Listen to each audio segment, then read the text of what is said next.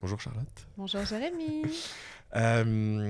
Pour te présenter, pour ceux qui nous écoutent, euh, avant que tu sois une très bonne amie à moi, c'est le cas, tu es social media manager, donc tu Oui, gères des comptes de marque pour des entreprises.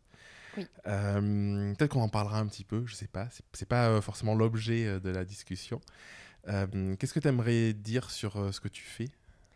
Alors, je me suis lancée à mon compte depuis 2018 et grâce à toi, parce qu'avant, je le faisais pour une entreprise et j'ai continué, après avoir quitté cette entreprise, j'ai continué à le faire de manière informelle. Et une amie en commun nous a présenté. Et j'ai toujours eu peur de monter mon entreprise. Je t'ai forcé. Tu m'as forcée. Mais tu m'as dit, moi j'ai très envie de travailler avec toi, mais il va me falloir un statut, il va falloir des factures en bonne et due forme. Et c'est là où j'ai du coup monté ma structure grâce à toi. Donc merci. Ah. Je ne sais pas si tu sais l'impact, attention, moment déclaration, que tu as eu dans ma vie pour ça, mais ça a vraiment changé toute ma vie ensuite, puisque bah, du coup je suis toujours indépendante. Ça fait maintenant 6 ans et j'en suis très heureuse. Mais évidemment, à des moments, il y a, je pense qu'on va en parler tout à l'heure, mais il y a des petites choses qui sont un peu plus compliquées quand tu as ton compte, et pas que d'ailleurs. Ouais, ben, tu vois, je le sais bien parce que je me souviens très bien de comment c'est passé. Mais du coup, c'est vrai que j'imaginais pas l'impact que ça a pu avoir pour la suite. Parce que, ouais, c'est fou. Ouais, c'est dingue. Oui, bah c'était en fait, tu t'es pas questionné sur est-ce qu'elle a de la valeur, est-ce que ce qu'elle fait c'est bien. Tu m'as juste dit j'ai envie de travailler avec toi. Mm. Et ça paraissait si simple quand tu l'as Ouais. dit. Et du coup, je me suis plus Je me posé de souviens qu'on a questions. déjeuné ensemble et tout. Au Ou c'était peut-être un Starbucks café. Ouais, c'est ça. des terrasses du port à Ouais. Marseille. Et du coup, oui, ça paraissait simple. Et en fait, je me suis rendu compte que je m'étais fait tout un monde dans ma tête de ce statut de chef d'entreprise qui, pour moi, c'était tout le temps des gens, pas Elon Musk, mais presque. Il fallait être super intelligent, avoir confiance en soi, avoir des idées de fou tout le temps. Moi, je me considérais pas comme ça. Et lorsque tu m'as dit bah, fais-le, j'ai arrêté de me poser ces questions-là. Et c'est ce qui a été salvateur pour moi parce que je me suis plus dit mince, est-ce que je le vaux? Non, non, il le faut. Donc c'était Mm. devenu quelque chose de simple. Et qu'est-ce qui t'a motivé à faire ce grand saut du coup? Bah toi, je te l'ai dit. Ouais, mais je veux Le dire. mec veut encore qu'on Oui, lui mais. fasse des compliments. Non, mais au-delà de ça, tu vois, parce qu'en fait, euh, j'imagine que tu avais des peurs, des doutes. Tu vois, qu'est-ce qui t'a motivé à te dire vraiment, je quitte ce que j'ai, qui peut être plus ou moins incertain, vers un truc qui est a priori carrément incertain, tu vois. Enfin, tu vois, oui, tu avais déjà un client, mais tu vois, parfois je pense pas que ce soit forcément suffisant. Tu vois, qu'est-ce qui t'a motivé peut-être émotionnellement, tu vois, qu'est-ce que tu t'es dit?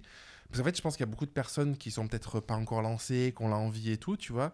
Qu'est-ce qui a fait que tu t'es dit, allez, c'est bon, j'y vais, et je choisis ce projet, un peu ce projet de cœur peut-être aussi Alors j'avais fait une école de commerce en me spécialisant dans le marketing digital, mais en ayant toujours cette peur, le maître mot de ma vie jusqu'à il y a peu et encore un peu maintenant, de ne pas trouver de travail, que la créativité ça payait pas, Hmm. que j'ai toujours été quelqu'un qui je pense avait de l'imagination. Mais alors j'y suis allée à tâtons en faisant une école de commerce, mais en prenant quand même cette option créa quoi, dans le Ouais. marketing digital. Et je m'étais dit, tu vas avoir le job de tes rêves, ce serait de devenir responsable marketing digital. Et je l'ai eu assez rapidement dans mon parcours. Par un... je suis rentrée dans le commercial et puis ensuite l'entreprise a grandi. J'avais fait des études dans le marketing digital. Ce pôle n'existait pas encore, du coup on m'a C'était proposé de le logique. créer. J'ai accédé à ce poste-là. J'avais 30 ans, je pense, 31 ans. J'ai recruté mon équipe, je manageais tout d'un Hmm. coup 6 personnes.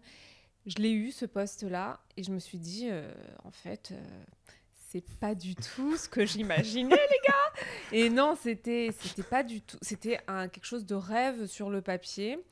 Et dans la réalité, c'était pas du tout la même chose. Il me manquait quelque chose et je savais pas encore ce que c'était à ce moment-là, mais je ne pouvais pas continuer. C'était pas ce que j'imaginais. C'est souvent le cas, hein, ce truc-là où en fait on projette quelque chose de fort. Et en fait, quand il y est, c'est rarement comme ça. Ça te l'a fait aussi, du coup, en te lançant à ton compte ou tu avais peut-être moins d'idées de ce que c'était le monde de la gestion des réseaux sociaux, de la création de contenu, tout ça? En fait, je l'ai pas idéalisé parce que je me pensais tellement pas capable d'être à mon compte. Je me pensais tellement pas capable de pouvoir faire subsister une entreprise pendant autant de temps, tous les jours. Alors, pas tous les jours, c'est faux, mais quand j'y pense, je me dis, Charlotte, tu te rends compte quand même du chemin parcouru. Tu peux être fière de toi parce que si on avait dit ça à la petite Charlotte, elle en reviendrait pas. Ça fait combien, là? Ça fait 7 ans? 6 ans. 6 ans, ouais. 6 ans. Et du coup, j'essaye de me remémorer ce parcours, comment je pensais avant pour me dire, Charlotte, tu peux être fière de toi. Parce que même si ça s'arrête demain, ça fait 6 ans quand même. Mais pourquoi ça s'arrêterait demain, vu que ça fait quand même 6 ans déjà? Et donc, être indépendante, je ne l'ai pas du tout idéalisé parce que j'en avais peur. Et donc, quand ça s'est fait de manière très simple grâce à toi, eh bien, Tu peux le redire? grâce à toi, eh bien, j'avais pas toutes ces attentes qui sont souvent assez négatives, en fait, parce que tu t'imagines plein de choses. Ça se passe jamais comme on l'imagine. Et donc, là, il y a souvent une déception. Je n'ai jamais eu ça parce qu'en faisant ce que je fais, j'ai aussi eu plein de clients différents. J'en ai eu très peu qui sont restés depuis le début. Et c'est normal, hein, parce que c'est aussi la vie d'une entreprise. Tu as envie de changer de personne. Moi, j'ai dit non à des contrats, à des moments, etc. Mais en fait, c'est très enrichissant parce que je parle tout le temps avec des gens qui font des métiers différents. Donc non, pas d'idéalisation et pas de déception.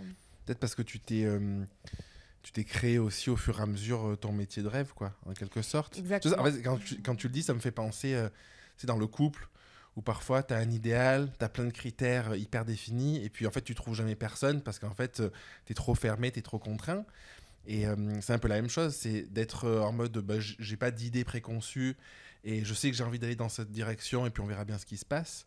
Ça te permet de créer un chemin, de prendre des opportunités que tu n'aurais pas prises sans ça, d'être ouverte à ça, quoi. Totalement, ça a développé vraiment l'ouverture d'esprit, apprendre à se connaître. Il y a des choses, j'ai dit oui par exemple à des moments pour certains clients, où maintenant je sais que c'est non. C'est dans les valeurs en fait que tu partages. En étant social media manager, c'est-à-dire que j'écris pour les gens, je fais leur promotion sur les réseaux sociaux, quels qu'ils soient, et je m'immerge vraiment dans le monde de la personne, de la société. Si je ne crois pas en ce que la personne fait, je serais vraiment une médiocre social media manager, créatrice de contenu pour eux. Oui, c'est compliqué, ouais. Ben oui, parce que j'y crois pas, et ça me l'a fait avec une entreprise qui est maintenant très connue. J'étais au tout début avec eux. Et en fait, je n'adhérais pas du tout, pas avec les valeurs de l'entreprise, mais avec ce qu'ils faisaient. C'était du voyage d'aventure. Et alors moi, la randonnée, c'est vraiment le pire truc au monde. Je ne comprends pas. Il fallait que je parle de ça tout le temps. Et bien évidemment qu'après, ça s'est arrêté, le contrat, parce que je n'étais pas la bonne personne pour ça. Donc, en fait, ça m'a appris à me découvrir. Et c'est ce que tu as dit, je me souviens, c'est que aussi, avoir une entreprise, c'est apprendre à se découvrir soi. Et c'est ça qui est passionnant et ce qui fait qu'on ne peut pas, je pense pas, se lasser. Ouais, pour moi, l'entrepreneuriat, c'est probablement le meilleur chemin de connaissance de soi, de développement personnel. Ouais. Parce que, en fait, t'es protégé de rien, d'une certaine manière. C'est-à-dire que tu es en face de tes clients. S'ils ils te veulent pas, ils te veulent pas. Et puis, c'est à toi de te remettre en question. Tu n'as pas un collègue, un patron, je sais pas qui, à dire c'est ta faute, fais ci, fais ça. Il faut que tu vendes. Donc, souvent, il y a ces notions de vendre un service. Ben, est-ce que je me vends pas moi d'une certaine manière? Donc, ça vient créer des trucs.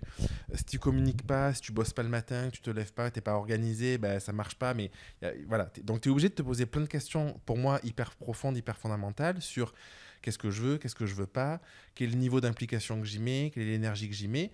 Et pour moi, je trouve que c'est un beau levier de développement personnel parce que ça aide à sortir un peu de la victimisation. Alors, c'est pas toujours le cas parce qu'il y a des personnes qui restent là-dedans, mais a priori, quand tu es à ton compte, t'as moins de choix de te dire c'est la faute des autres. Tu peux continuer de te dire bah, je vends pas, c'est la faute de la société ou quoi, mais en fait, au bout d'un moment, ça va plus marcher. Tu es obligé de te poser en tant que je sais pas, de maîtriser ton truc en tant que responsable, de reprendre un peu ton pouvoir et de te dire bah, qu'est-ce que j'aurais pu faire différemment, qu'est-ce que j'ai fait qu'à merder, qu'est-ce que je ferai la prochaine fois. Et du coup, ça met dans une posture un peu plus responsable, je trouve. Totalement. Mais alors moi, j'étais, je crois, madame victime C'est vrai? avant. Ah oui, oui, j'étais Ah. vraiment... Alors, j'avais pas mis de la conscience dessus, mais c'est sûr qu'il y avait toujours un fautif et moi, j'étais la personne qu'il fallait protéger et qui se plaçait d'ailleurs automatiquement dans cette situation-là. Et ça a changé au fur et à mesure de ce chemin de l'entrepreneuriat, hein. Mais c'est pas évident parce que c'est quelque chose, je me suis quand même construit avec ça. Donc ça demande... Oui, hashtag victime. Non, ça me demande un truc que j'ai appris notamment avec quelqu'un qui est thérapeute et avec qui je fais la méthode de Nerti, qui est d'observer systématiquement quand il se passe quelque chose sans interpréter, sans essayer de trouver une réponse, d'observer ce qui se passe Intérieurement, extérieurement, partout ou... Oui, par exemple, là, j'ai eu un client avant qu'on commence cette entrevue qui m'a laissé un message vocal sur WhatsApp. Et moi, le premier truc que je pouvais pas l'écouter, j'étais avec toi, tu étais en train de parler, j'allais pas quand même te dire attends. Mais la première T'aurais pu. Oui, mais non. Enfin, je crois que je l'ai quand même fait après parce que j'étais un peu trop stressée. La première pensée que j'ai eue, c'est j'ai peur qu'en fait, ils me disent que ça s'arrête le contrat. Parce que c'est un message vocal, que souvent, ça s'est passé, quand ça devait se passer comme ça, quand la personne devait arrêter le contrat, c'était par un message vocal ou par un appel, rarement par un vieux texto en mode c'est fini. Hein, ça n'existe que dans les chansons de Taylor Swift. Mais c'est... Ce qui est mieux, non, finalement d'avoir un échange. Oui, voilà. Non, C'est bien. Ouais. Mais j'ai remarqué que ça avait créé en moi un stress. Et là, je me suis juste dit, observe Charlotte, ce que ça crée en toi, sans interpréter. Ok, donc j'ai reçu ce message que je ne peux pas encore écouter, un message vocal, ça me crée du stress. Pourquoi ? Parce que j'ai peur qu'elle me dise que ce soit fini. Et avec ça vient la peur du manque, de perdre, de ne pas avoir assez d'argent, etc. Mais là, juste d'observer, ça permet de mettre les choses à distance et de plus... Parce que moi, en plus, j'étais madame émotion, donc de plus réagir, d'être surémotif ou... parce que vraiment, rien que pour ça, j'aurais pu être... Attends, Jérémy, ça va pas. Ouais, donc, vraiment. Observer. Ah ouais. Et oui, parce que du coup, t'as des schémas qui font que, en fait, tu le prends comme un stimuli de il y a un souci, il y a un problème, quoi. Totalement. Et tu l'as à d'autres moments, cette peur du manque ? Tu devrais plutôt demander quand est-ce que je ne l'ai pas. Ouais, vas-y. Non, je l'ai très très souvent. Alors c'est fou parce que j'ai énormément besoin de sécurité, comme tout le monde, financière, mais aussi émotionnelle. Tous les styles de sécurité qu'il existe. Et pourtant, je suis freelance. Donc c'est le statut insécuritaire. Je ne sais pas si ça se dit, mais par excellence. Mais ma force au fond de moi, en tout cas mon besoin de liberté est plus fort. Oui, tu as une valeur plus importante qui fait que tu supportes l'autre, quoi. Oui, mais ça s'affronte, c'est-à-dire que j'ai le besoin de liberté. Ok, très bien Charlotte, t'es comme ça, mais tu as aussi besoin de sécurité et d'avoir de l'argent qui rentre et de ne pas te retrouver à la rue.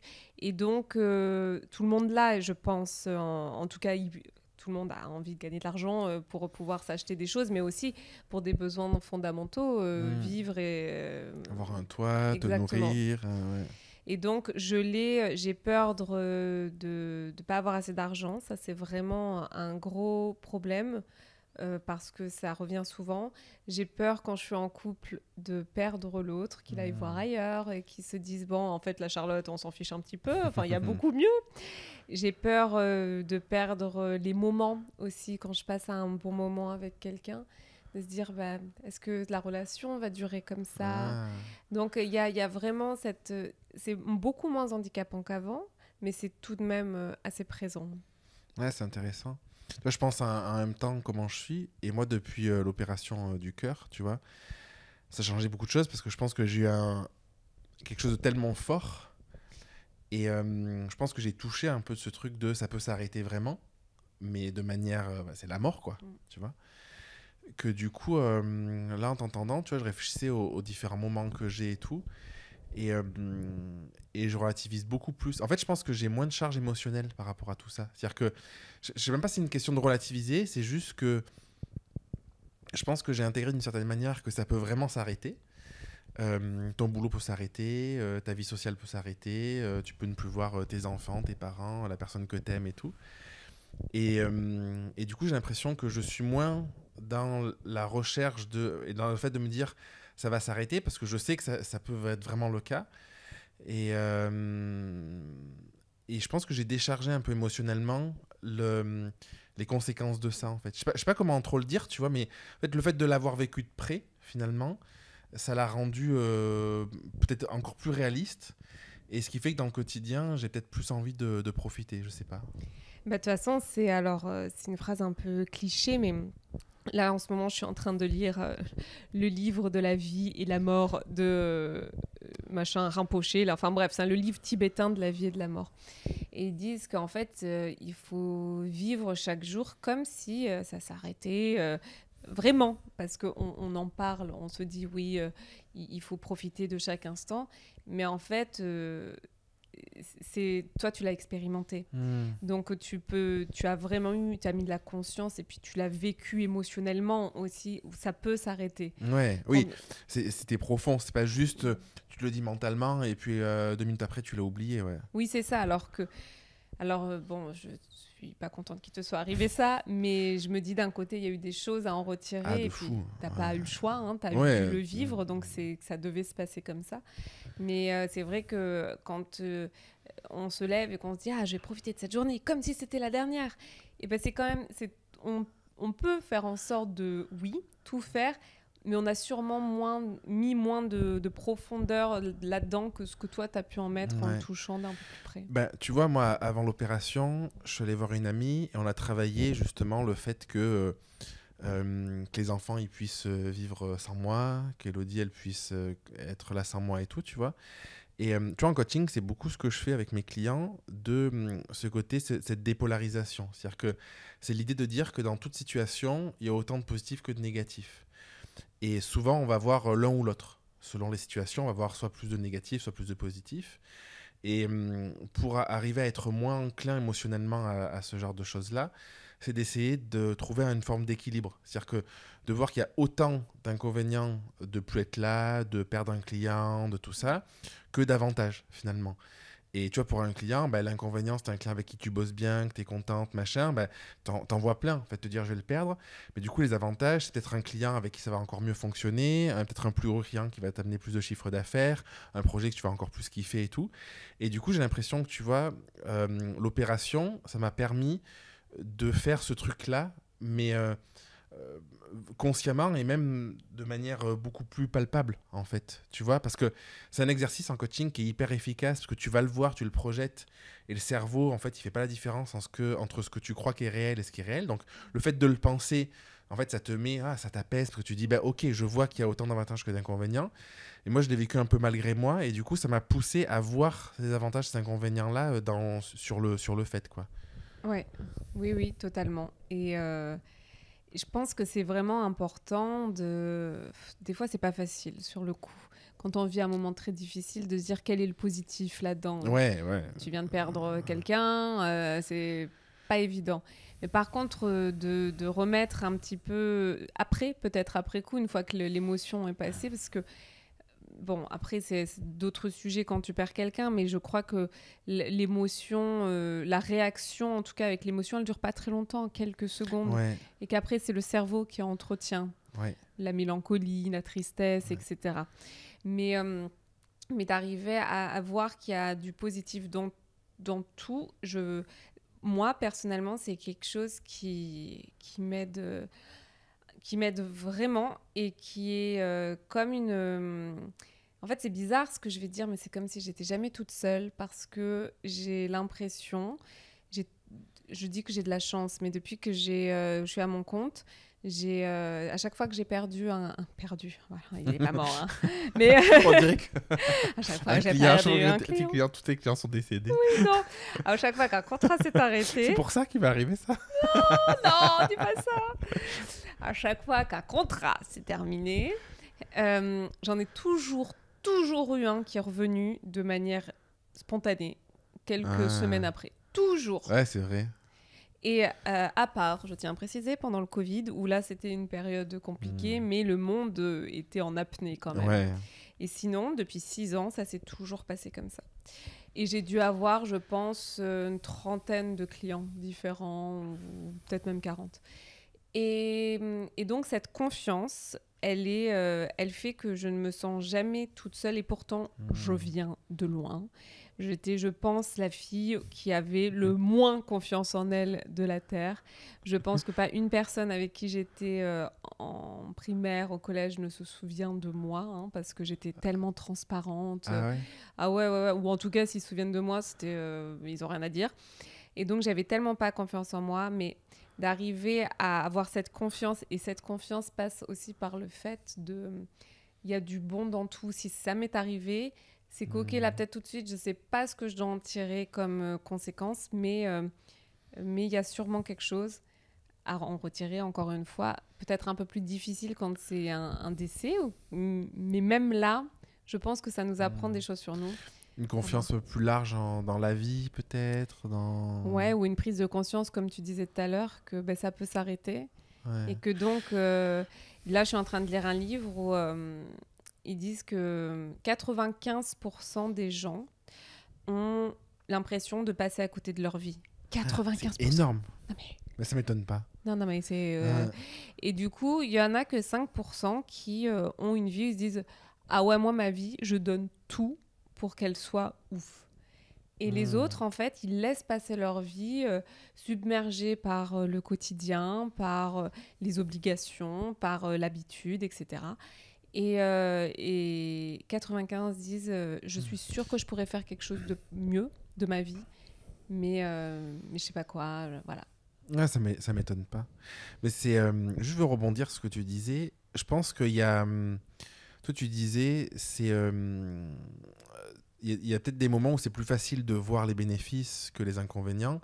Et je suis d'accord, tu vois, sur les aspects matériels, de dire, bon, demain, je sais pas, je perds ma voiture ou quoi, bon, ça fait chier, tu vois, mais c'est une voiture.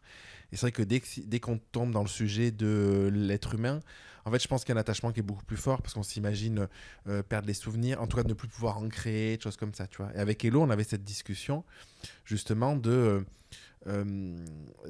voir les avantages et les bénéfices que je sois plus là, tu vois. Et en fait, elle a jamais pu faire l'exercice parce que pour elle, il n'y avait pas d'avantage à me perdre, tu vois. Et je lui dis, mais c'est trop bien, la maison, du coup, elle sera payée à 100%, donc, tu vois, parce qu'avec l'assurance, peut-être tu rencontreras quelqu'un de génial et tout. Elle me disait, non, moi, je veux pas, en fait, je veux que tu sois là, tu vois. Bon, c'était trop bien, mais c'est vrai que tout ça pour dire qu'il y a des moments où c'est beaucoup plus facile que d'autres.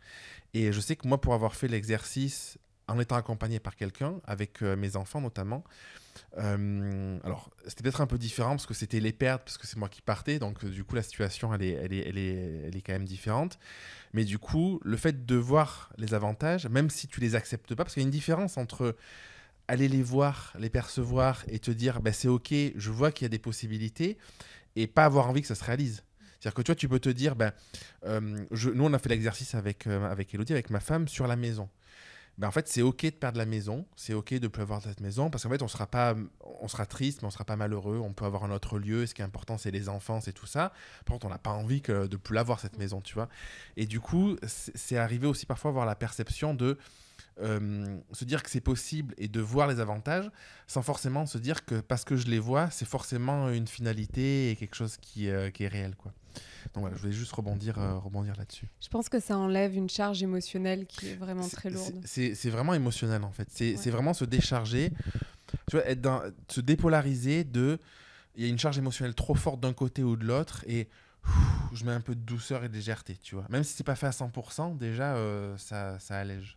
Ah oui, totalement. Et puis, je pense qu'on peut le faire vraiment avec tout. Et ça permet de mettre de la distance, de plus Alors, la passion, c'est bien quand t'es fougueux, etc. Mais je pense que aussi rajouter à des moments un peu plus de attends, on prend de la distance, ça aide quand même à se dire c'est pas grave. Comme tu dis, un peu de légèreté, Ouais, c'est ça. ça ne ferait pas de mal. Elle en est où ton hypersensibilité?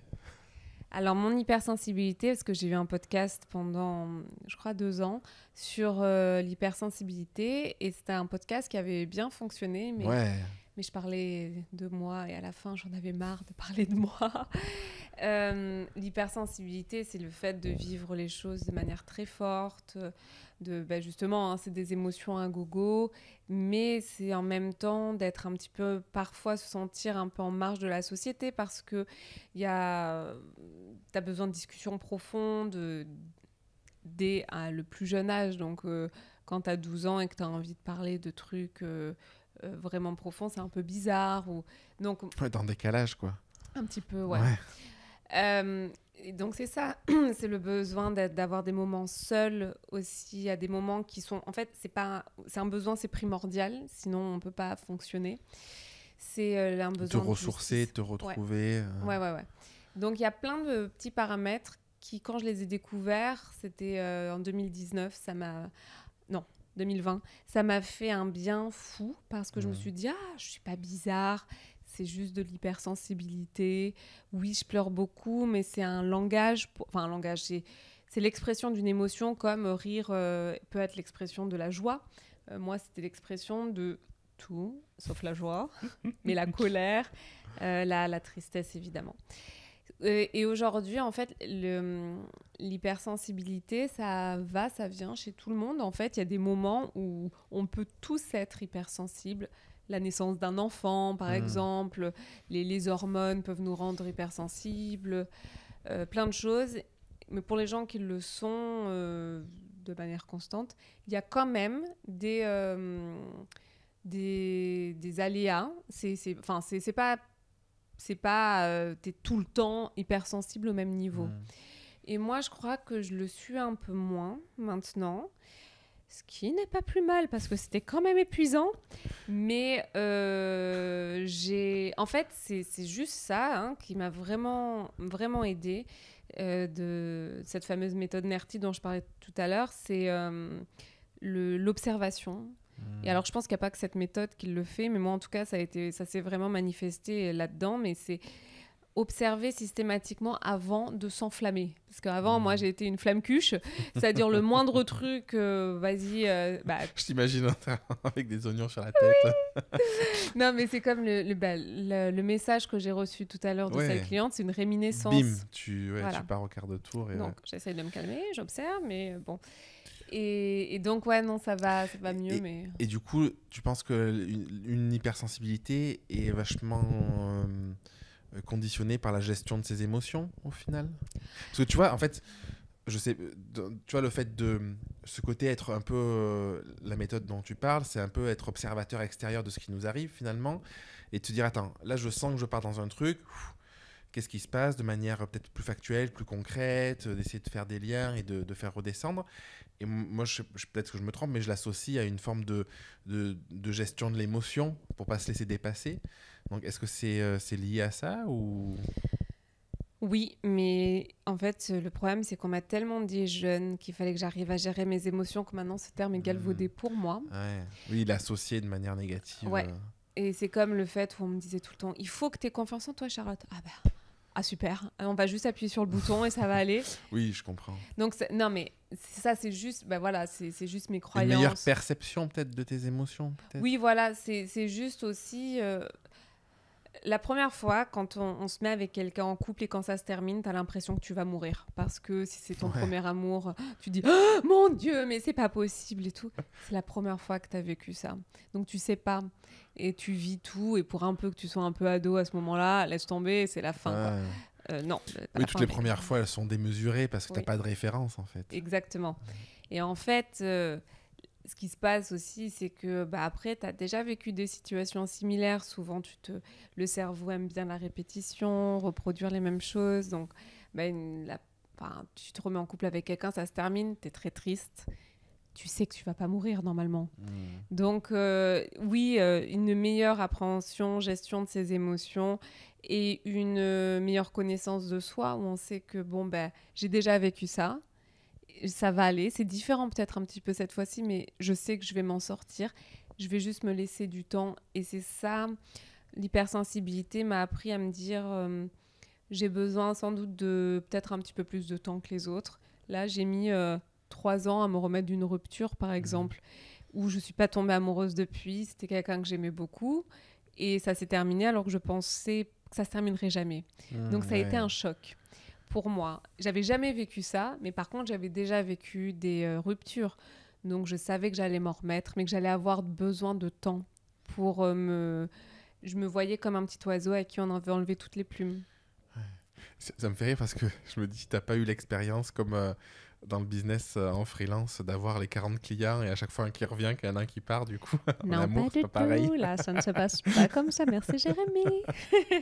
Non. Dans le love, après, je pense qu'il y a dans tous les domaines de la vie, on peut peut-être fonctionner différemment. Mais par contre, ce que j'ai quand même, c'est la confiance que même si là, aujourd'hui, j'ai personne dans ma vie, je sais que ce ne sera pas comme ça pour toujours. Elle vient d'où cette confiance? Parce que tu l'as dans ton business, tu l'as là en amour. Et tu vois, parce que je pense que ce qui fait qu'on ne devient peut-être pas dépressif ou que tu t'en sors bien, c'est lié à ça. Tu vois, c'est je peux perdre un client, c'est pas grave. Là, tu mets du temps à te remettre d'une relation, mais c'est pas la fin du monde parce que ça, c'est cette confiance. Comment t'es arrivé en même temps à développer cette confiance avec tout le reste du pan de ce que tu nous as partagé sur les doutes que tu peux avoir, les peurs. Tu nous as dit je vivais dans la peur, machin et tout. Tu vois, comment tu as réussi à avoir cette confiance-là? Alors déjà, j'ai pas toujours eu confiance. Vraiment, je le disais tout à l'heure, mais j'étais la personne à qui mes parents me répétaient toujours qu'il fallait que je prenne confiance en moi. Je pensais que je valais rien, je comprenais pas pourquoi on m'aimait. Je me disais, mais non. Et bizarrement, en fait, cette confiance s'est manifestée de plus en plus à chaque fois que je vivais quelque chose de difficile et où je survivais à ça. Et notamment, après cette rupture qui a été difficile pour moi, je me suis rendu compte que je m'aimais davantage. Parce qu'aussi, j'avais mis un terme, c'était commun, mais à une relation où on se disait, en fait, ça ne marchera pas sur la durée, on s'aime, mais ça ne marchera pas. On n'a pas la même vision du futur. Et on s'est dit, on va se respecter chacun et on va se dire au revoir là. Et ça m'a fait me dire, Charlotte a respecté tes besoins, tu peux avoir confiance en toi. Et en tout cas, être fière de toi. Et après, il y a le côté... je me pose pas la question, c'est-à-dire je sais que je vais trouver... Non, ce que je dis à toutes mes amies, c'est je sais que je vais retrouver un amoureux juste parce que ça n'existe pas. Quelqu'un qui... J'ai 36 ans, qui de ses 36 ans jusqu'à je pense que je vais vivre vieille, 92 ans on va dire, reste célibataire. Ça n'existe pas, donc c'est sûr J'en connais plein. Arrête. Non, mais je me dis, c'est sûr. Tu connais l'exception qui confirme la règle. Jérémy. Oui, je suis d'accord. Non, ça, de ne pas trop se questionner, en fait. De prendre de la hauteur un peu, de prendre du recul. Parce que tu vois, le fait de dire ça, en fait, tu viens dans un truc où, oui, en fait, oui, effectivement, il n'y a personne qui est resté toute sa vie célibataire, à moins que ce soit un choix. Mais voilà, à part d'avoir cette volonté-là, et effectivement, du coup, ça fait prendre de la hauteur par rapport à la situation. Ouais, et puis je fais aussi vachement confiance à mon instinct. Je pense que c'est quelque chose qu'on oublie un peu, on essaye beaucoup de rationaliser, de se dire une étude m'a montré que machin, mais aussi il faut bien faire la différence entre la peur et l'instinct. Mais l'instinct, c'est quelque chose qu'on ne peut pas expliquer. C'est comme ça vient au plus profond de nous. Moi, je sais que je vais retrouver quelqu'un. Et d'ailleurs, je le sens que c'est dans pas longtemps. Je sens que ça y est, je suis prête, etc. Mais comme il y a des choses que je sens, quelqu'un avec qui ça va pas... une amitié, par exemple, ça va matcher pour un petit temps, mais pas plus que ça. Ouais. Si je fais attention, je peux faire attention. Mais des fois, tu as des peurs qui parlent. Et la différence pour moi, c'est quand c'est dans le cerveau. C'est-à-dire que quand l'instinct, j'ai pas besoin de me dire tiens, mais est-ce que je sens bien cette personne? Ça vient du corps. T'as pas le scénario qui se met en boucle, c'est juste un Non. ressenti en fait. Ouais. Et puis, j'ai de la chance, c'est que mon corps me parle beaucoup. Par exemple, il y avait une relation amoureuse dans laquelle j'étais pas bien. J'ai développé infection urinaire sur infection urinaire. Là, clairement, mon corps me disait Charlotte, protection. Donc, et souvent, ça m'arrive, ça. Et donc, il faut bien, vraiment, c'est important de faire la différence entre l'instinct qui vient du corps et les peurs qui viennent de la tête. Et on peut vraiment faire le distinguo entre les deux. Ah, c'est hyper intéressant. Et est-ce que tu arrives dans ton activité de freelance à être à l'écoute de cet instinct est-ce que tu arrives à faire en sorte que, tu vois, il te guide un peu dans ton quotidien? Parce que en fait, dans ce que tu dis, en toile de fond, l'impression que j'ai, c'est... Et puis moi, c'est ce que je vis aussi, donc ça me parle. Quand tu es dans ce côté instinctif, tu es moins dans ta tête, et du coup, c'est beaucoup plus fluide. En fait, tu regrettes pas une décision, souvent ça se passe bien et tout, tu vois. Et je me dis, si c'est quelque chose que tu vis aussi dans ton business, du coup, ça a plein de vertus. Parce que, en fait, tu es moins dans la réflexion de quelle stratégie je dois adopter, parce qu'en fait, tout est beaucoup plus fluide et tu es moins dans les questionnements. Alors, j'essaye dans le business aussi. Je le fais dans le choix de mes clients. Ça, je le sais déjà. Si on a les mêmes valeurs, bon, ça, en discutant 5 minutes, tu t'en rends un peu compte quand même. Mais après, humainement, en tout cas, je sens des choses. J'ai quand même la peur de manquer d'argent. Donc, il faut que j'arrive à faire la distinction entre est-ce que c'est une peur, là, encore une fois, est-ce que mon instinct, machin, mais souvent, c'est une peur qui parle. Et après, dans ma manière de travailler, j'essaye de laisser beaucoup plus la place à l'instinct. Mais c'est pas toujours évident parce qu'en travaillant sur les réseaux sociaux, il y a plein de règles qu'il faut respecter. Il y a l'algorithme qui aime que tu fasses des vidéos. Ah ben là, non, ça a changé. Il faut faire des carousels. Ah ben là, il faut maintenant faire des vidéos sur LinkedIn. Bon, en fait, du coup, ton instinct, il peut très vite se retrouver sabré par tout ce qui est ces injonctions. Et comment tu fais? Parce que ça, tu vois, j'ai souvenir de exactement ça, tu vois. Il y a plein de trucs que tu m'as toujours dit, idéalement, il faudrait faire ci, il faudrait faire ça, parce que c'est ce qui marche. Et je trouve que c'est à l'opposé d'écouter son rythme, son instinct, ses envies. Pour peu comme moi, qui a une valeur plaisir importante, du coup, c'est souvent complexe, quoi. C'est vrai. Téléphone qui sonne. C'est les aléas. Ça tombe bien. C'est les aléas du direct. C'est la quiche qui prête. J'ai 2 micros. on va bientôt manger. Je vais meubler parce que je me suis dit je coupe plus dans le podcast. Tu peux passer devant, vas-y, c'est pas grave. Je coupe plus, donc je vais être obligé de meubler pour ceux qui nous regardent en vidéo. Mon téléphone ressonne. Charlotte nous a préparé une quiche incroyable. En fait, c'est trop bien de faire des podcasts avec des amis parce que comme ça, en fait, on est, je vais dire nourri, logé, non, pas logé, mais nourri.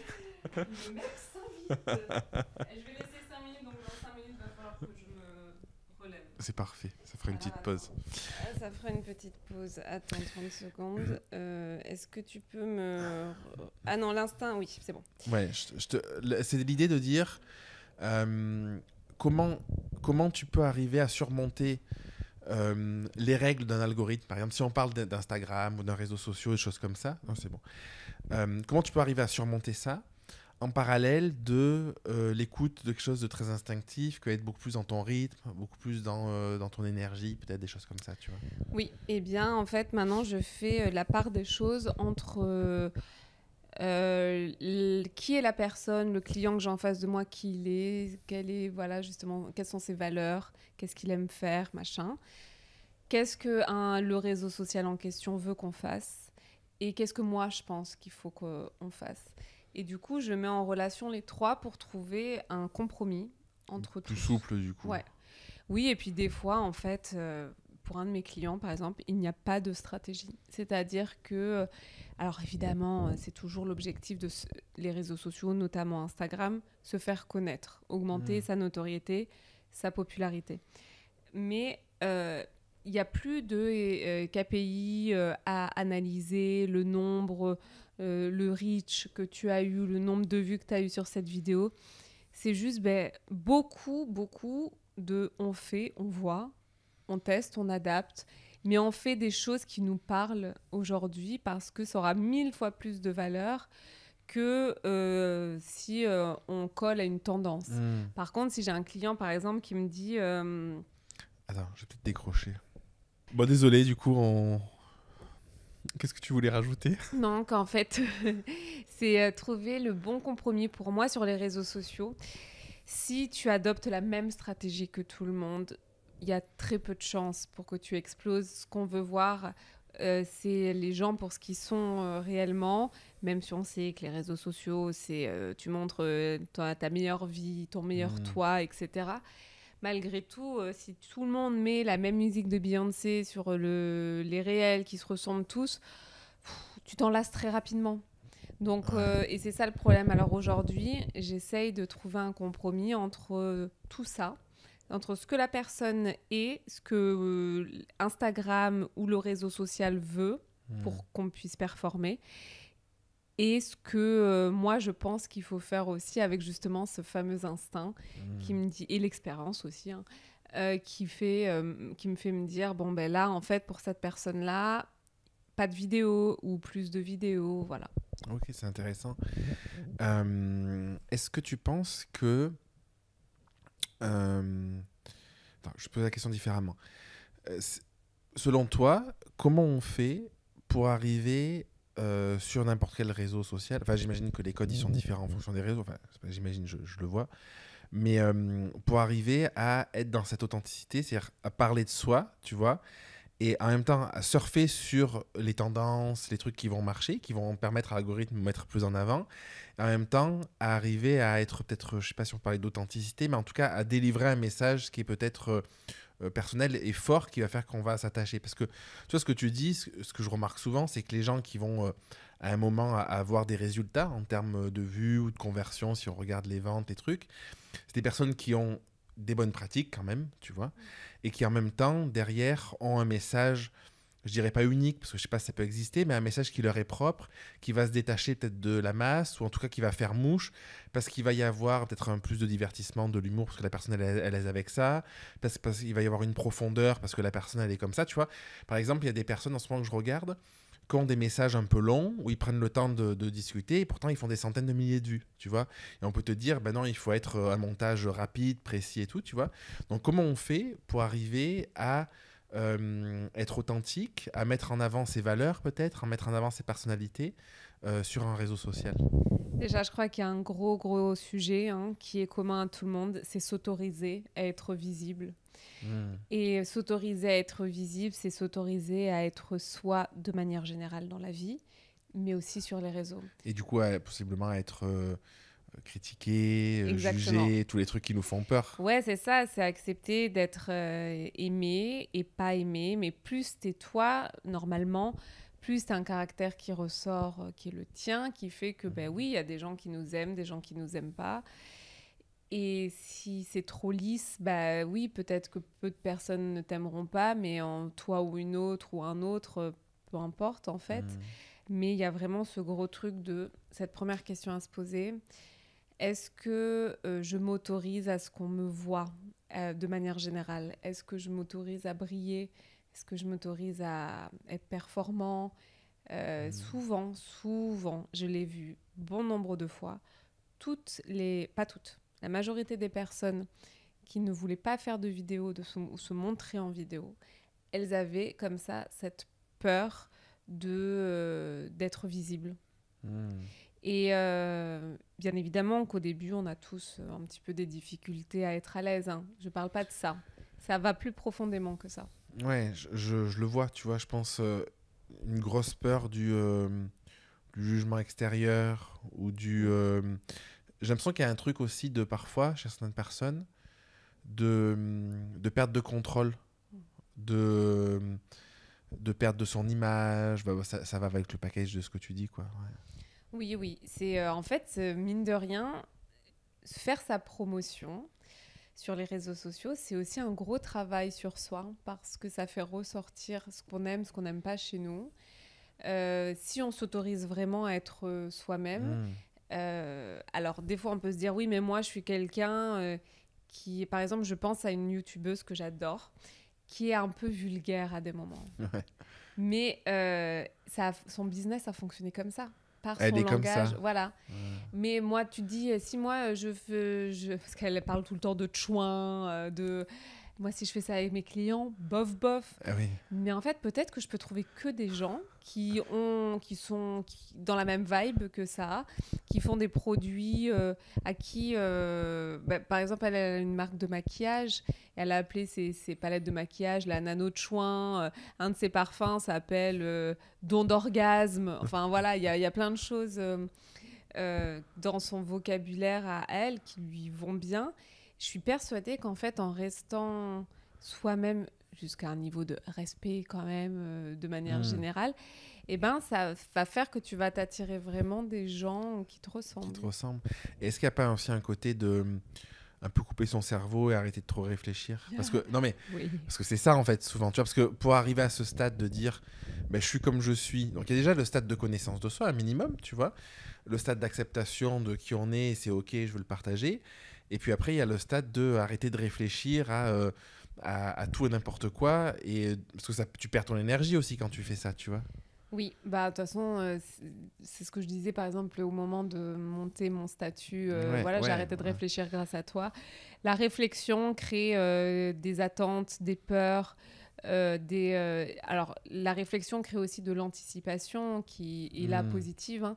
Mais en vrai, la majorité des youtubeurs ou des influenceurs qui ont vachement bien fonctionné, ils ont commencé tout petits et ils s'imaginaient pas que ça allait prendre comme ça. Et puis, c'était une passion.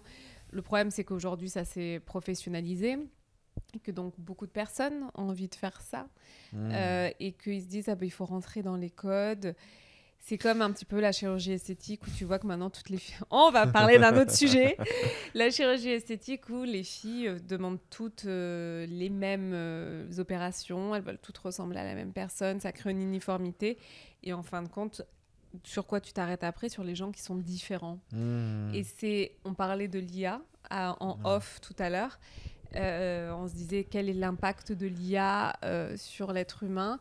Et moi, je pense que ce qui va ressortir, en fait, c'est l'être humain est imparfait et c'est ce qui plaît. Hein. Moi, je t'adore pour toutes tes qualités, Jérémy, mais j'aime aussi le fait que tu sois humain et que tu ne sois pas parfait. Et... Moi, ça, je peux parfait. Voilà. Et que donc, du coup, l'IA, oui, très bien, mais prendre conscience que nos défauts sont peut-être, en fait, nos meilleurs alliés, car grâce à eux, on peut se montrer vulnérable, faire évoluer les gens, notre vulnérabilité, les choses qui ne vont pas forcément bien. C'est là, ce que je disais tout à l'heure, c'est ce qui m'a fait grandir, prendre confiance en moi, les étapes difficiles. Et je pense que c'est ça qui était important, prendre conscience que c'est bien. Ouais, c'est hyper intéressant. Et tu vois, quand tu dis que des trucs hyper intéressants. Je sais. Mais t'as dit quelque chose aussi, je pense, qui parlera à beaucoup de personnes, c'est... parfois, en fait, on est décalé entre la réalité, ce qu'on vit, et la projection qu'on en a. Et tu as comparé les influenceurs qui sont lancés depuis longtemps, les choses comme ça. En fait, souvent, quand on est au démarrage, qu'on a quelques dizaines, quelques centaines, même quelques milliers d'abonnés sur les réseaux, en fait, il n'y a personne qui nous connaît. Il y a nos amis. Et du coup, souvent, en fait, moi, j'ai des personnes que j'ai accompagnées, ou que j'accompagne encore, qui sont dans ces phases-là de... alors que la personne elle a 500, 600, peut-être 1000 abonnés sur Instagram, elle est terrorisée de qu'est-ce que je vais dire, qu'est-ce que je vais faire, mais attends, il n'y a personne qui va le voir de toute façon. Enfin, c'est pas personne, mais dans la projection, en fait, la personne elle se dit, il y a 10 millions de personnes qui vont le voir, alors que la réalité, c'est que sur les 600, il y en a peut-être 30 qui vont le voir. Sur les 30, il y en a 2 qui vont s'attarder un petit peu, et puis c'est tout, quoi. Et du coup, de décharger aussi ce truc-là et la pression qu'on se met par rapport à une projection qui est illusoire et qui n'est pas réelle, quoi. Oui, moi, mon conseil, c'est vraiment de faire, de voir, de se tester, de faire des trucs. J'ai une amie, par exemple, qui met peut-être 2 heures à écrire chaque post Instagram. Ouais, c'est pas Je possible. suis là, stop, en fait. Alors, elle me dit, mais oui, mais je suis experte dans mon domaine, il faut que je valide tout ce que je dis. Évidemment, là, oui. Mais tu valides pas tout ce que tu vas dire en 2 heures. Donc, au bout d'un moment, lâcher. Et là, encore une fois, c'est ce que tu disais, lâcher le contrôle. Je pense qu'il y a des trucs, tu vois, moi je suis heureux que le chirurgien, il ait été concentré pendant 7 heures sur mon cœur pour le recoudre de manière méthodique. Il y a des endroits où il faut lâcher, en fait, la pression et l'intérêt n'est pas le même, quoi. J'aimerais te poser une question. Le podcast s'appelle Grandir ensemble. Qu'est-ce qui t'a fait la plus grandir dans ta vie? Tu me posais cette question avant pour que je me prépare. Là, je me C'est sens pas un peu prise au exprès, dépourvu. j'étais sûr. ou les choses, tu vois, que ce soit des événements, des rencontres, des prises de conscience, des décisions, tu vois, une ou plusieurs d'ailleurs, tu vois, les choses où vraiment tu vois un avant, un après. Alors, c'est pas toujours une seule chose, parce que parfois c'est un ensemble de petits trucs, mais est-ce qu'il y a quelque chose dans ta vie, dans tes 36 ans d'expérience de vie, où tu t'es dit, ah, vraiment, t'as vu des caps, t'as passé des caps, tu vois, et tu t'es senti grandir. Alors oui, et là, c'en est un, puisque je t'ai accueilli dans mon nouveau chez-moi, alors que ça faisait 2 ans que je n'avais plus de chez-moi, puisque j'étais soit chez mes parents, soit avec mon ex-copain, etc. Donc c'est une grosse, grosse étape pour moi. Mais elle n'est pas du tout arrivée du jour au lendemain. Je me suis rendu compte que toutes les fois où j'ai grandi, ça s'est fait après que j'ai eu des gros chocs ou des gros moments qui me sont arrivés. Comme je le disais tout à l'heure, cette rupture il y a 3 ans avec mon ancien amoureux, j'ai pas grandi instantanément. C'est aujourd'hui où je peux dire, donc 3 ans après, que ouais, je suis prête à rencontrer quelqu'un, je sais ce dont j'ai envie, je sais ce dont je n'ai pas envie. J'ai fait du travail entre-temps pour arriver à poser un nom sur les valeurs primordiales pour moi. Là, après, je suis partie en voyage et j'ai fait un gros voyage où j'en suis revenue au mois de février 2024. Et j'ai pas grandi instantanément. J'ai fait un tour du monde, donc j'ai vu beaucoup de choses, des pays très différents. Mais c'est maintenant où je me dis, Charlotte, pour toi, avoir ton propre appartement, de nouveau, parce que j'en avais déjà eu un avant, mais c'est la peur, encore une fois, la peur de manquer d'argent, etc. Ton voyage, à force de bouger tout le temps, ça t'a donné envie de t'ancrer. Et ça a été un gros, gros cap pour moi, où la majorité des gens qui me suivent de loin m'ont toujours dit « Toi, Charlotte, on ne sait jamais où t'es. T'es tout le temps par mon, par vos, t'es vraiment quelqu'un qui s'installe nulle part. » Et c'est vrai. Mais et là, j'ai ce fort Tu sais désir même pas où d'ancrer. t'installer. Je Non. me souviens, discussion, tu me disais, bah, je sais pas trop où je veux rester, me poser Oui. et tout. J'étais comme un oiseau qui volait de branche en branche sans arriver à se Un trouver oiseau la migrateur, branche. du coup, Ouais. pas un pigeon. Merci, non, je suis pas un rat des villes, des airs. Et du coup, en fait, c'est là où, quand j'ai eu vraiment ce besoin viscéral d'avoir mon propre chez moi, où je me suis dit, tiens, ça, c'est un héritage de mon voyage, où j'ai tellement... Je bougeais tous les 4 jours de ville ou de pays, de météo, voilà. C'était un rythme effréné. Et j'ai eu plein d'enseignements aussi pendant ce voyage, mais qui n'ont jamais, jamais été instantanés. Ça a été après, quand je suis revenue dans mon quotidien, où je me suis dit, tiens, ça a changé. Et d'où ça peut venir? Alors, certainement une succession de beaucoup de choses, mais souvent des gros événements, voyage, rupture, décès. Là, j'ai eu le décès de mon oncle. Sur le coup, j'étais très triste, mais je le connaissais pas tellement. Mais par contre, là, j'ai eu un truc, des choses assez personnelles, mais à retardement, j'ai eu quelque chose qui m'a fait grandir par rapport à ça. Et voilà, donc c'est toujours...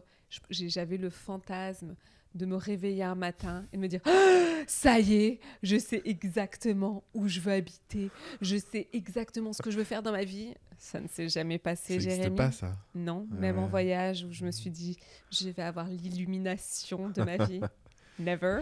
D'ailleurs, je pense que ça, c'est important que tu dis ça parce que je vois que c'est souvent un des plus gros pièges d'être dans l'inaction parce qu'on est dans l'attente d'avoir la révélation, que ce soit pour un nouveau boulot ou un changement de carrière ou peut-être une cible de client si on a à son compte ou pour plein de trucs dans la vie pro-perso en fait c'est tout le temps. C'est parfois d'être de ce truc de j'attends l'événement mais ça n'existe pas en fait.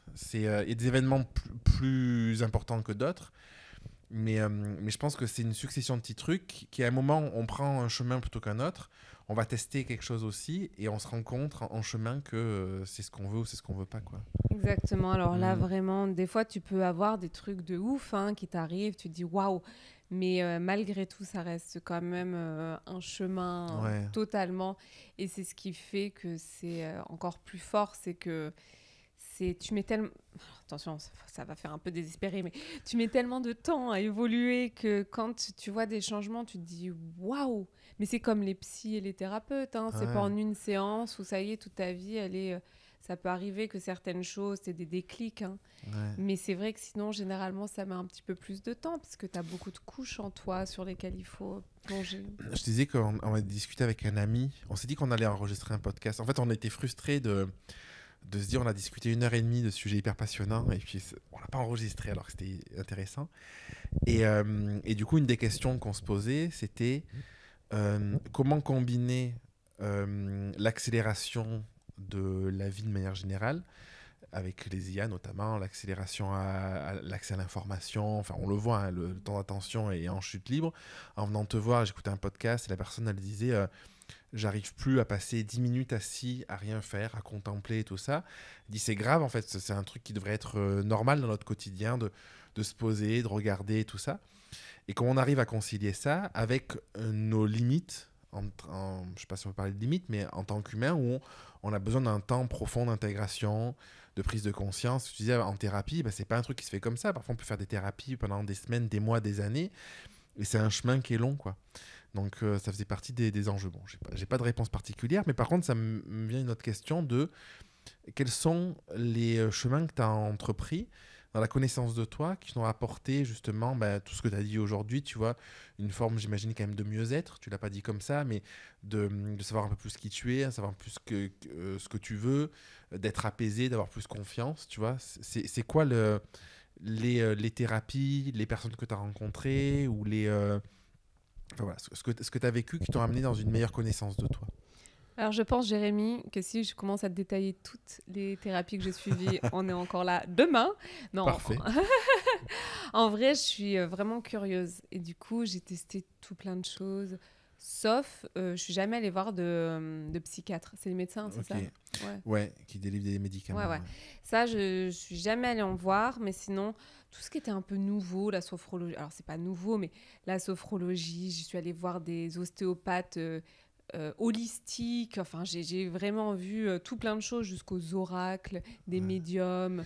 Ce qui t'a peut-être le plus parlé en tout cas alors, par rapport à ton expérience, tu vois, où tu t'es dit, dans cette notion de avoir plus conscience de soi, de toi, d'évolution et tout, de grandir encore une fois, tu vois, sur la connaissance de toi, est-ce qu'il y a des pratiques où tu t'es dit, ouais là j'ai l'impression d'avoir franchi un cap quoi? Alors, je pense que c'est quand j'ai fait une thérapie qui était centrée sur l'inconscient. Moi, ça a toujours été, jusqu'à maintenant, des thérapies, évidemment, sur ce que j'avais conscientisé. Et alors, peut-être que pour le thérapeute, c'était différent. Il voyait plus loin que ce que je disais. Et quand j'ai pu faire de la kinésiologie, là, c'est le corps qui parle, etc. Mais de travailler sur l'inconscient, sur ce langage que j'avais, toutes ces croyances en fait que j'avais intégrées en moi, ça a été vraiment révélateur que de me dire tiens, j'ai la croyance que je suis pas aimable par exemple. Alors qu'avant je le vivais, je le sentais, je me disais mais quand t'as peur que ton mec te quitte, c'est clairement que tu crois que t'as pas beaucoup de valeur. Mais je me l'étais jamais formulé comme ça. Et du coup de me dire tiens, j'ai cette croyance là. Encore une fois, t'observes, tu prends de la distance. Alors, ça ne s'est pas réglé en 5 minutes, mais par contre, ça me permet de le voir. C'est déjà un grand pas. Ouais, déjà, c'est énorme. Ouais. Donc ça, l'inconscient, vraiment très important. Et aussi son entourage, hein, vraiment de s'entourer de gens qui sont quand même positifs, qui t'apportent... C'est quelque chose que mon beau-père m'a toujours répété, mais entoure-toi de gens qui te donnent de l'énergie et pas qui t'en prennent. Et c'est très difficile des fois d'arriver à faire la part des choses parce qu'il y a des gens que t'aimes fort. Mais en fait, tu te dis, je peux pas être en contact de trop souvent ou tout court être au contact, mais je les aime. Ouais, c'est vrai. Hein. Mais alors que là, tu es fait de ton entourage le plus proche. Si tu restes avec des gens qui sont déprimés, tu vas être déprimé. Enfin, voilà, il faut pas se mentir. Ça veut pas dire que tes amis n'ont pas le droit d'avoir des moments où ils vont pas bien quand même, les pauvres. Parce Oui, que... c'est différent d'avoir des hauts et des bas et d'être dans un environnement qui te draine, quoi. Exactement. Qui te tire vers le bas. Ouais. J'avais entendu une métaphore un jour, la personne elle disait entoure-toi de radiateurs et pas de fenêtres ouvertes. Et c'est vraiment ce truc-là, en fait. C'est soit tu as le froid qui rentre et puis ça, tu peux prendre une couverture, mais c'est pas cool. Soit tu as des radiateurs et puis tu es au chaud, quoi. Ben ouais, donc tu m'en avais déjà parlé. Je crois, il y a longtemps j'ai entendu ça. Ouais. Et je trouvais ça très vrai, mais en fait, c'est plus que vrai, c'est primordial. Hein, Ouais. Et après, tu as le langage, comment tu te parles, très important. Et les habitudes que tu mets en place pour ton bien-être. Tu vois, j'ai pris conscience récemment, ça fait longtemps que j'ai conscience de l'entourage, mais moi je le voyais comme un entourage amical, professionnel, tu vois. Et récemment, j'ai pris conscience de l'entourage aussi physique de proximité avec les voisins. Et c'est un truc, tu vois, tu te dis, bah, tu choisis pas tes voisins, quoi. Tu viens habiter dans un endroit. Et nous, on a la chance, avec les voisins, on a tous des enfants qui ont à peu près le même âge. On se fait soit des petits repas, soit des goûters, soit, pas plus tard qu'hier, pardon. Et mon fils qui est allé chez le voisin, parce qu'il allait chercher le courrier, il y a la voisine qui l'a vu, qui lui a dit, bah, si tu veux, viens, tout ça. Et en fait, je me suis dit, en termes de perception, tu vois, de ressenti, quand tu as des voisins avec qui ça se passe bien, que tu discutes avec eux et tout, en fait, ton univers et ton environnement proche, il est complètement différent. Et quand on vivait en ville à Aix-en-Provence, en fait, on avait un immeuble où on avait 10 fois plus de voisins que ce qu'on a aujourd'hui. Sauf qu'en fait, à part la mamie d'en face, à qui on discutait 3 fois pour demander du sel ou des choses comme ça, on savait même pas qui vivait là, quoi. Alors qu'aujourd'hui, on en a beaucoup moins. On a une relation qui est beaucoup plus aboutie, je ne sais pas comment on peut la qualifier. Et j'ai pris conscience aussi de ce côté entourage-environnement, au-delà de juste tes amis ou des choses comme ça, de vraiment ton environnement, même immédiat, et tout ce que tu as même chez toi et choses comme ça, quoi. Ah oui, chez soi... Alors le minimalisme, je sais pas, là on est tous différents par rapport à ça. Moi je sais que j'ai besoin qu'il n'y ait pas trop de choses chez moi parce que sinon ça me pollue l'esprit, la vue. C'est un peu... J'ai besoin que ce soit fluide. C'est cosy en fait, c'est agréable je trouve. Vu Ouais, je trouve que tu vois quand je suis rentré, tu te sens bien quoi. Mais moi c'est ce que En fait, quand je suis partie au Japon là pendant mon voyage, oh là là, mais ce pays m'a fascinée d'harmonie. J'avais jamais vécu ça dans les bâtiments, le ratio espace vert, béton, enfin vraiment c'était incroyable. Et pourtant c'était Tokyo, Kyoto, enfin des grosses villes quoi. Hein. Et je me suis pas dit tiens je vais refaire mon petit Japon, mais un petit peu quand même. Et je voulais me sentir dans mon petit cocon. Et ça aussi, bah, tu vois, c'est un gros changement parce que avant j'avais chez moi... 2 assiettes, 2 fourchettes. Il fallait que je sois prête à plier bagages en 2 secondes. Pourquoi ? Je n'en sais rien. Mais en tout cas, ça, c'est quelque chose... J'ai grandi sur ça. Ouais, c'est marrant. Peut-être une peur de l'attachement, un truc comme ça. Ouais, je sais pas. Et des fois aussi, un gros truc... Attention, c'est moi qui dis ça. Les gens qui me connaissent vont se dire « Attention !» Mais ne pas forcément chercher à tout expliquer sur l'instant. Ah oui. C'est comme ça. Juste, par exemple... J'ai eu des moments psychologiques qui ont été hyper durs à un moment, il y a quelques années, où je me suis mise à faire plutôt des réalisations. Donc c'est quelque chose qui est... c'est un trouble psycho où tu as l'impression que le monde autour de toi n'existe pas. Okay. C'est vraiment très particulier. Et... Pourquoi je te raconte ça ? Attends, je sais pas, ça a l'air hyper intéressant. Mais oui, mais il y a des choses qui changent. Attends, qu'est-ce qu'on disait ? On parlait de minimalisme, on parlait du fait que tu disais... Ah oui, non, je sais. C'est que je ne sais pas... Donc j'ai fait cette... Pardon, excuse-moi. J'ai fait cette réalisation Et aujourd'hui, je ne sais toujours pas pourquoi j'ai fait ça. Il y a eu un choc, souvent. Ça vient d'un choc émotionnel, un Ouais, truc comme choc ça, émotionnel, stress, mais je ne sais pas lequel, parce que tout allait bien, enfin j'ai l'impression, mais visiblement pas du tout, dans ma vie, et c'est arrivé. Et là, en fait, ne pas chercher à expliquer... Alors, je me suis guérie par contre, hein, parce que j'ai contacté des psychologues et tout, parce que c'était invivable. Mais aujourd'hui, je ne sais pas pourquoi mon corps m'a envoyé ce message-là. Je suis persuadée qu'un jour, je le saurai. Mais j'ai voulu me croquer le cerveau vraiment en me disant « Mais pourquoi, Charlotte ? Mais pourquoi ?» Des fois, en fait, ce n'est pas le moment. C'est mettre de la conscience dessus serait soit trop douloureux, soit on n'est pas prêt. Le corps sait avant la tête. Et puis tu peux te perdre aussi parce que à chercher des réponses à un endroit où a priori il n'y en a pas de manière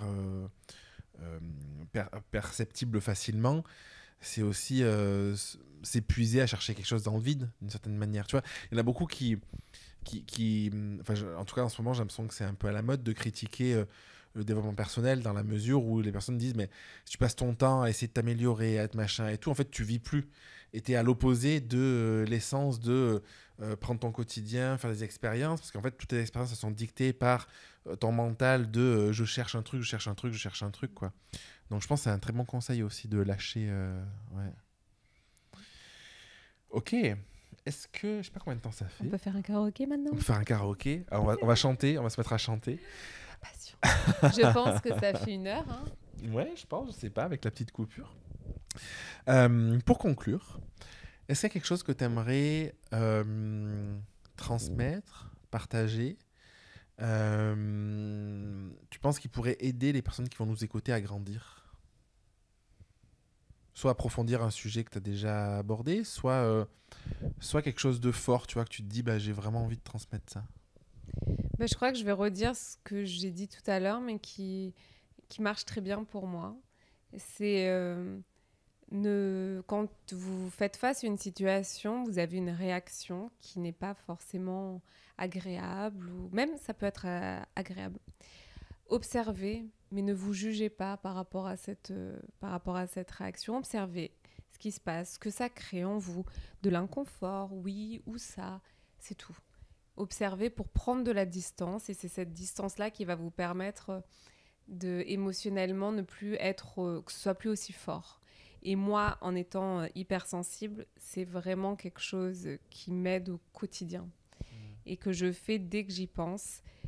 Et s'il y avait quelque chose que je souhaiterais transmettre, c'est ce petit blabla dans la tête, c'était le nom de mon podcast d'ailleurs, qui parfois est hyper négatif, où on se dit « Ah, mais je suis nulle, j'y arriverai jamais, j'ai pas confiance en moi, je suis pas une chef d'entreprise comme j'imagine que les chefs d'entreprise sont hyper nocifs pour nous. » Juste observer que, par exemple, pour un client, j'ai mis un prix plus bas parce que sur le coup, je n'arrivais pas à négocier.